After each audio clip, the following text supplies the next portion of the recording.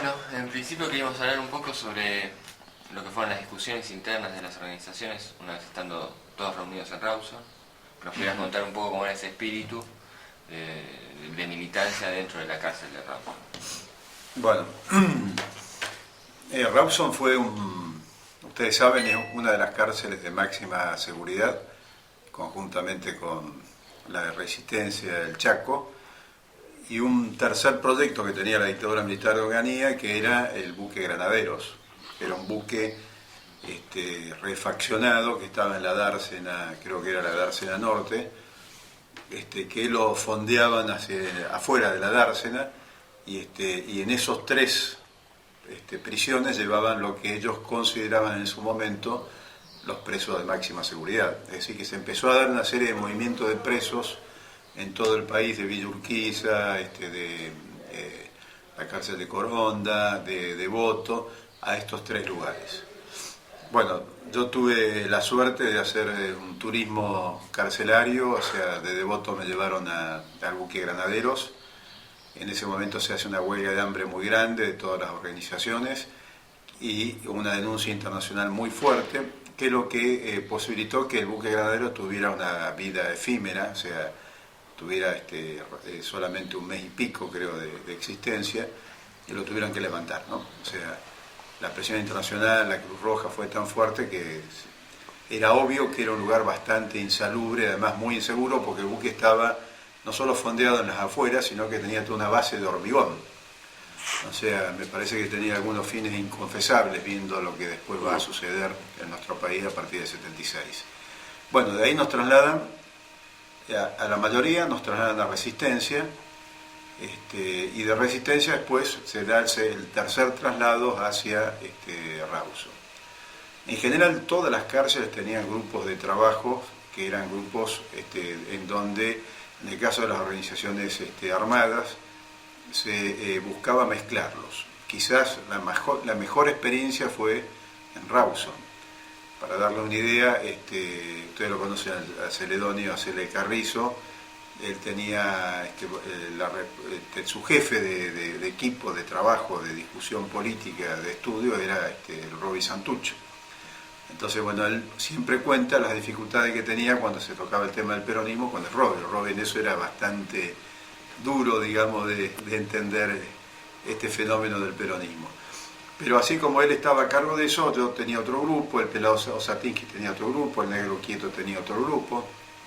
Entonces todos eran grupos relacionados, mezclados, lo cual generaba un debate realmente muy bueno en el sentido político, porque vos podías tener opiniones diferentes en cada uno de los temas que estabas tratando. ¿Qué es lo que posibilitó esto? Aplicar uno de los principios, o lo que llamamos los viejos principios, que es que las concepciones políticas que uno tiene de visión de la realidad puedan ser confrontadas, puedan ser objetivadas, puedan ponerse blanco sobre negro donde están las diferencias, y tratar de generar hasta donde se pueda una práctica conjunta. Que esa práctica conjunta tenga una devolución hacia esa concepción, hacia esa teoría, esa visión de la realidad que uno tiene, y a partir de esa devolución un poco ir, desde el punto de vista crítico y autocrítico, ir cambiando algunas concepciones que uno podría tener.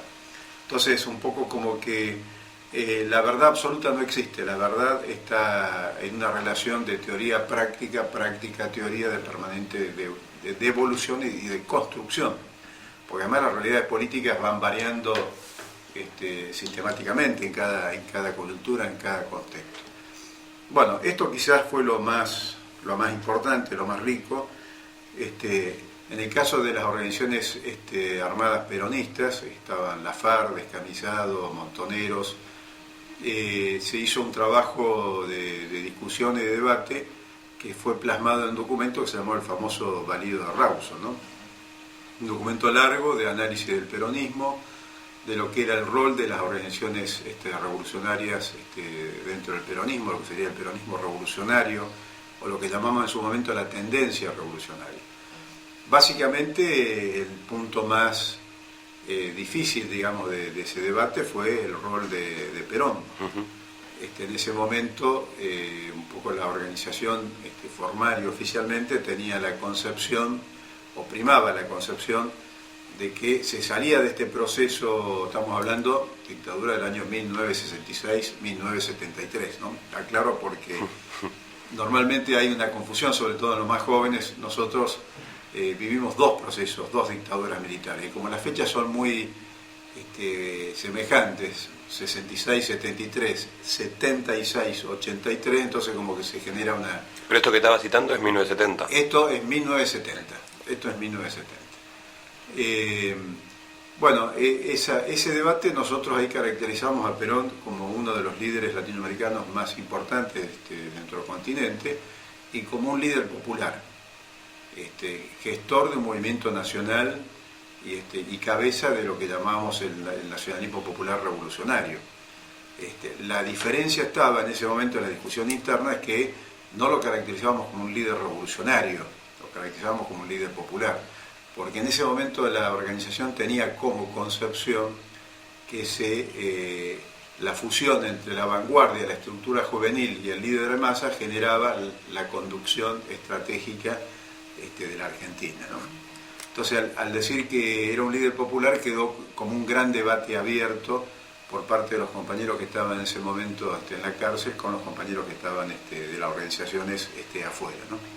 Obviamente ese debate después no se sigue dando, viene el lucha y vuelve del año 72, viene todo un proceso muy álgido, muy importante, donde prácticamente eso queda como una, digamos, como una materia pendiente que recién se va a reiniciar a partir fundamentalmente de los hechos de Seiza, ¿no? Y fundamentalmente después con la presencia de Lastiri, López Rega, Otaragano, es decir, una serie de personajes dentro del gobierno popular bastante nefastos, ¿no? Pero bueno, lo cierto es que ahí sale un documento conjunto. Lamentablemente ese documento, el primero que lo recibe es Capuano Martínez, compañero nuestro de conducción, que estaba en ese momento con la flaca, con Patricia Lesgar, la hermana de Susana. El flaco cae en un enfrentamiento en un bar, el documento cae con él, pero bueno, después se manda otra copia, pero tiene ese proceso, digamos, en ese momento, ¿no? La cárcel indudablemente fue, en este periodo estamos hablando, porque después hay campos de concentración, realmente fue un lugar muy rico de debate político. Yo siempre lo caracterizo como una especie de escuela de cuadros, ¿no? Obviamente con la dictadura después de Videla, Macera y Agosti, habiendo campos de concentración, eso es impensable, ¿no? Lo interesante de Rawson también es que eran muy jóvenes ustedes y muy jóvenes las organizaciones. Tenían hacía poco que se había conformado cada una, claro, una historia breve, y entonces justo es un momento en el cual todas estaban discutiendo mucho. Sí, yo siempre cuento como anécdota, cuando yo en las reuniones planteaba por qué el viejo no vino. El viejo era Osvaldo Jutín Cambiaso, y el viejo en ese momento tenía 32 años, ¿no? ¿Cómo no vino el viejo a la reunión? Decíamos en la jerga nuestra. El viejo tenía 32 años, o sea que nosotros éramos bastante jóvenes. Teníamos veteranos de 32 años, 33 años. Por eso la generación nuestra impone como un límite político de edad en la juventud los 30 años. Y si a partir de los 30 años, generación intermedia es otra cosa. O sea, si uno quiere representar pibes de 15, 16, 17 años, ya después de los 30, casado, muchas veces con hijo, con auto, no representar los mismos intereses ni la misma práctica, por más que te guste a lo mejor la misma música, pero culturalmente ya hay una distancia interesante. Teniendo nosotros en ese momento entre 18, 19, 20 años, te imaginás que un pibe hoy, uno diría hoy, ustedes son adolescentes hasta los 40 ahora, encontrar una buena excusa para no pagar impuestos, ni agua, ni luz, y que la madre les cocine. Imagínate que había una distancia muy grande hasta los 32 años. Osvaldo ya a esa edad era ingeniero químico, por ejemplo, ¿no? Así que bueno. Había veteranos también, si bien cuando recuerdo, a mí me trasladan al Chaco, me encuentro con lo que fue el segundo frente del segundo comandante Massetti, que era la guerrilla del EGP, que estaba coordinada con la guerrilla del Che en Bolivia. Méndez y Llubé, que eran los dos sobrevivientes, a los cuales yo no conocía. Una de las cosas que nos preguntaban permanentemente es por qué carajo no habíamos leído la experiencia del Segundo Frente. Y bueno, eso un poco refleja esa diferencia de edades entre una generación más veterana y lo que éramos nosotros en ese momento, ¿no? Como jóvenes que irrumpíamos a la vida política en la Argentina. Este fenómeno, bueno, después se va a manifestar en Trelew y después lo podemos comparar con la situación actual. Pero lo cierto que la cárcel permitió como una gran licuadora las posibilidades que no existían afuera por clandestinidad, por funcionamiento, por temas de seguridad, sí las teníamos adentro. Es decir, pudimos tener una visión y una socialización de las experiencias, de las diferentes experiencias y de las diferentes extracciones sociales de los compañeros, diaria de convivencia, realmente espectacular. O sea, si el enemigo pensó que con la prisión podía de alguna manera anular esa voluntad y esa convicción, yo creo que el saldo fue exactamente el contrario. Eso nos permitió reconocernos y conocer otras experiencias políticas. ¿Y cómo era el nivel de organización de cada orga ya en Rawson, digamos? Similar, todas similares, hasta te diría, en algunos casos, en las agrupaciones sindicales, en los frentes sociales también, había un responsable de cada frente de masas o un responsable de cada organización. Uh-huh. Dentro de cada pabellón había un jefe de pabellón que se lo votaba, se lo elegía por consenso, podía ser de una organización o de otra. Generalmente se buscaba a los compañeros con mayor capacidad de diálogo, de lo que hoy se llamaría de mediación y de voluntad de representar al conjunto de los compañeros. Y después había un responsable general de penal que generalmente se encontraban en la sala de abogados, más que en la sala de familiares. Lo importante desde el punto de vista de la política de derechos humanos de todo este periodo es que se desarrolla una organización fundamental de lo que llamamos un poco servicio de presos, organización de familiares, para la atención de los presos políticos. En esa tarea se trabajó durante muchos años. Heredamos un poco la experiencia del Plan Conintes, heredamos la experiencia de los viejos de la resistencia del año 55, que ya habían, ustedes saben que Cámpora estuvo preso también en el sur, se fugaron de la cárcel. Es decir, toda esa experiencia que tenía el peronismo en lo que nosotros en ese momento llamamos un nombre servicio de presos o la estructura de atención a los presos políticos y a sus familiares. Por ejemplo, ahí hizo una tarea enorme, de un enorme valor, la flaca Patricia Lesgar, que Adriana, que era, digamos, la compañera de Capuano Martínez, que fue, creo que, el cimiento sobre el cual después se van a construir todos los organismos de derechos humanos vinculados al tema de la represión y el genocidio a partir del año 1976. Ese servicio de presos que se mantiene con mucha fuerza hasta el año 78, que surgen más o menos las Madres de Plaza de Mayo como organización, es el que permite toda la denuncia internacional que se hace durante el periodo 76-78 a nivel internacional. Bueno, esta estructura de familiar de los presos políticos quizás es una historia no escrita o una historia no valorada que habría que escarbar, porque nos vamos a encontrar con un montón de compañeros y compañeras y de nombres y de colaboraciones y de actitudes heroicas realmente muy importantes.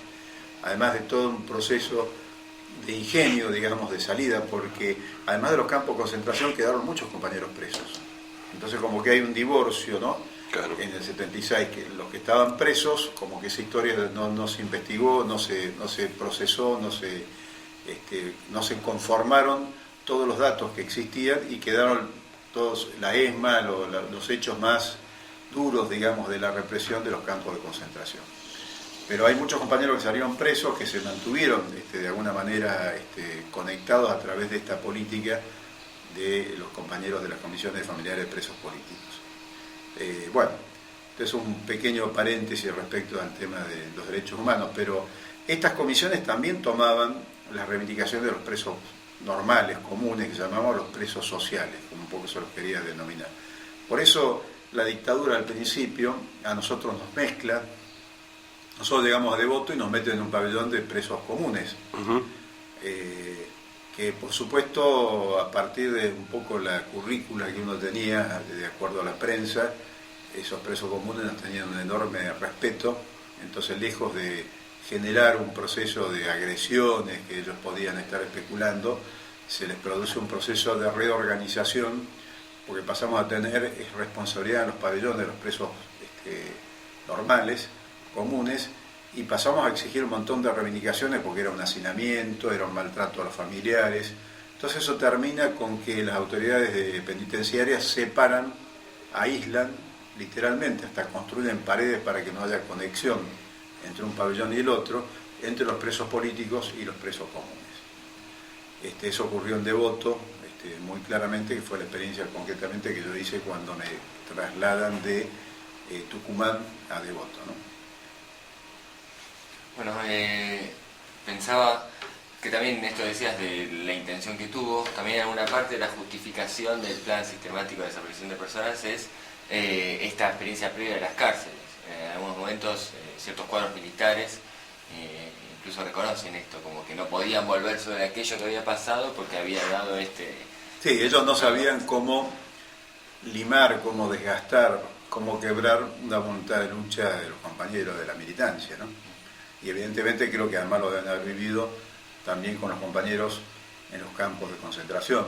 O sea, esto de Norma, la Gaby, a Rostito, que te lo mostraban por una mirilla como para quebrarte, bueno, era lo que, mucho más violento obviamente, lo que a mí me hicieron en Tucumán, cuando me mostraban también por una mirilla los compañeros, un compañero sentado al lado de un oficial, que no te decían si había hablado o no, pero te lo mostraba.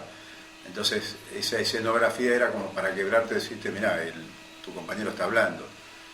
Entonces era un poco, son todas pruebas de debilitarte psicológicamente para ver hasta dónde te podían quebrar. Evidentemente ellos sí toman conciencia en esa primera dictadura militar que es muy difícil quebrar los cuadros, y toman conciencia que lejos de quebrarlos se fortalecen. Entonces es lo que pasa en general con la violencia por parte de las clases dominantes. La violencia de las clases dominantes va en aumento, dejan de ser pacíficas, democráticas, en la medida en que vos les vas cuestionando su base de poder.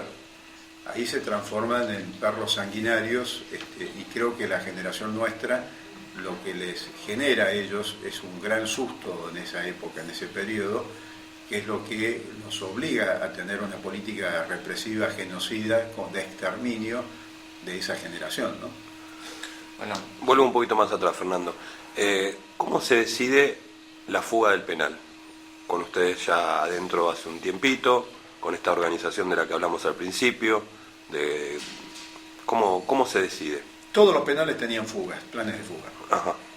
Por ejemplo, yo caigo en la provincia de Tucumán en septiembre de 1971, y nosotros estábamos organizando, éramos la base de apoyo de la fuga del penal de Villa Urquiza, que se va a hacer. Es más, yo casi te diría que especulo, porque cuando caigo en Tucumán estoy a una semana de la fuga del penal de Villa Urquiza, y teniendo todos los datos, porque estábamos como responsables de todo el grupo externo de apoyo a la fuga. Y entonces mi especulación era que pasara rápido todo este proceso de interrogatorios para poder que me derivaran a Villa Urquiza y salía a la semana nuevamente, ¿no? Bueno, desgraciadamente eso no se da, no sé si desgraciadamente o por suerte, porque en un momento me están por trasladar a Rosario, viene este famoso mayor pelirrojo que es el responsable, toda la descripción coincidía con el que hace desaparecer a Ver y Maestre, dos militantes populares de la FARC, un tipo, el famoso pelirrojo de manos carnosas, muy tranquilo, que viene, te mide las pulsaciones, les dice, por ejemplo, a Tamagnini y Albornoz, que Tamagnini lo mata el ERP, lo ajusticia el ERP, y Albornoz es uno de los comisarios que está hoy con cadena perpetua en los juicios en Tucumán. Le dice, déjenlo descansar, se les va a ir, ¿no? Ese era un poco el lenguaje. A la tarde me lo llevo para Rosario, era el jefe de inteligencia del segundo cuerpo de ejército. Así que bueno, viene la denuncia de que estamos presos, porque hasta ahí yo estaba con un nombre supuesto, aunque ya me habían identificado por las huellas dactilares, y al legalizarme la presencia mía, me tienen que trasladar a Devoto, ¿no?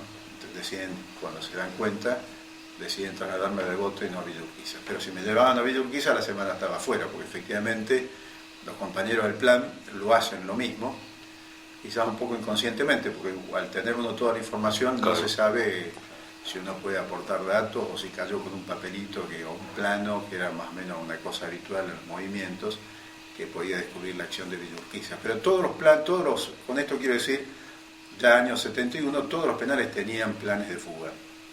Y todos los penales tenían coordinaciones entre las organizaciones, ¿sí? Internos y externos, digamos. Internos y externos.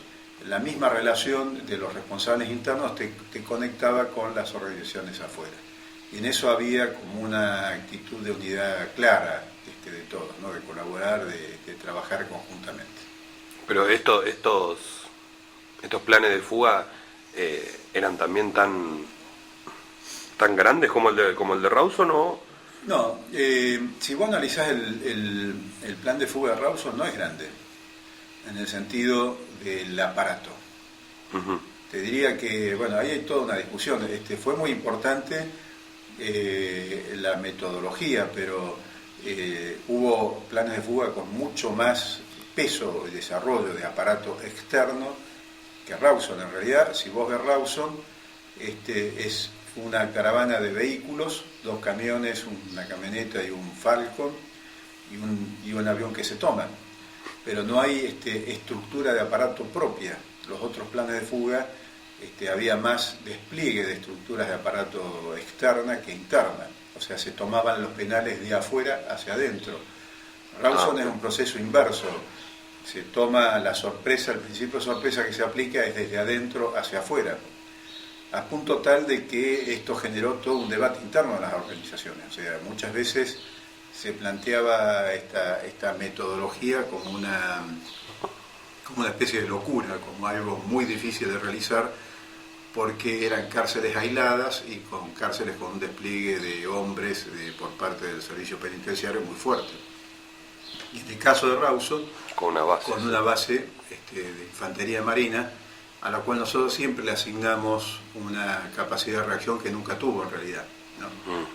Pero se supone que eran las tropas de élite de infantería de marina. Por eso también el odio, la bronca de los marinos especialmente, que tomaron eso como una afrenta, como una burla a lo que se suponía que ellos estaban capacitados para evitar. Gracias.